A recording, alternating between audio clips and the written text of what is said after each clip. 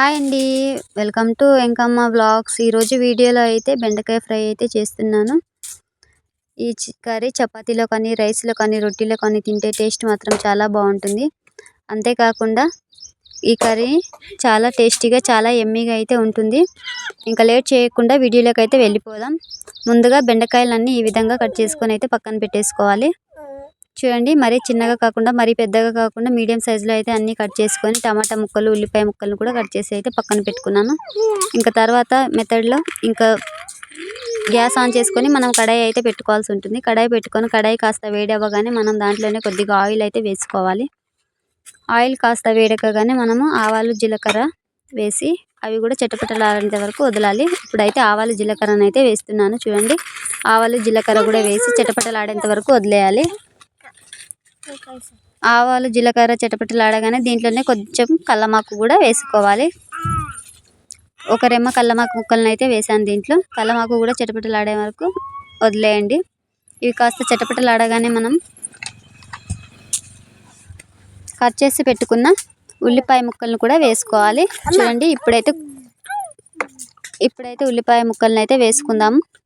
చూడండి, ఉల్లిపాయ ముక్కలను కూడా వేసి ఈ విధంగా అయితే మనం బాగా వేయించుకోవాల్సి ఉంటుంది. దీంట్లోనే కొద్దిగా కరివేపాకును కూడా యాడ్ చేసుకొని వీటిని బాగా వేయించుకోవాలి. తర్వాత కట్ చేసి పెట్టుకున్న టమాటా ముక్కలను కూడా వేసి బాగా ఒకసారి కలుపుకోండి.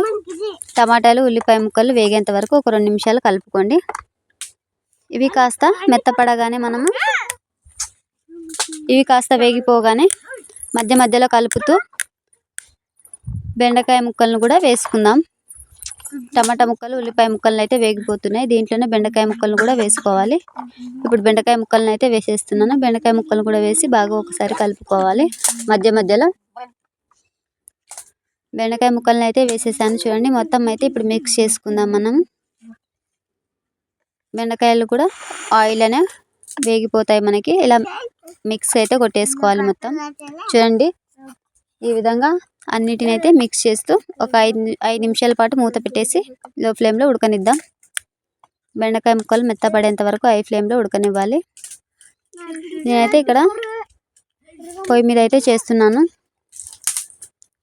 బెండకాయ ముక్కలు ఈ విధంగా మెత్తగా వేగిపోయాక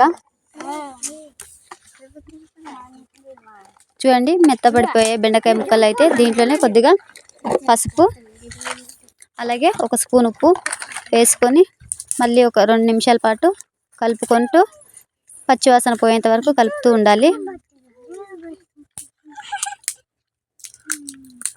వీటిని బాగా వేయించుకుంటూ ఉండాలండి. ఈ విధంగా పచ్చివాసన పోయేంత వరకు అయితే వేయించుకోవాలి మనం.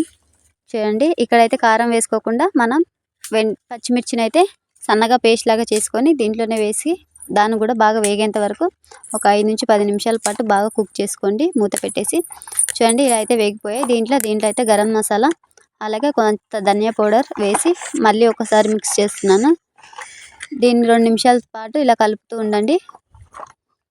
తర్వాత బెండకాయ ఫ్రై అయితే రెడీ అయిపోతుంది. ఎంతో టేస్టీగా, ఎంతో రుచికరమైన బెండకాయ ఫ్రై అయితే రెడీ అయిపోతుంది. చూడండి, అంతేకాకుండా వీడియో నచ్చితే ప్లీజ్ చివరి వరకు చూసి వీడియో నచ్చితే లైక్ చేసి మన ఛానల్ని అయితే సబ్స్క్రైబ్ చేసుకోండి.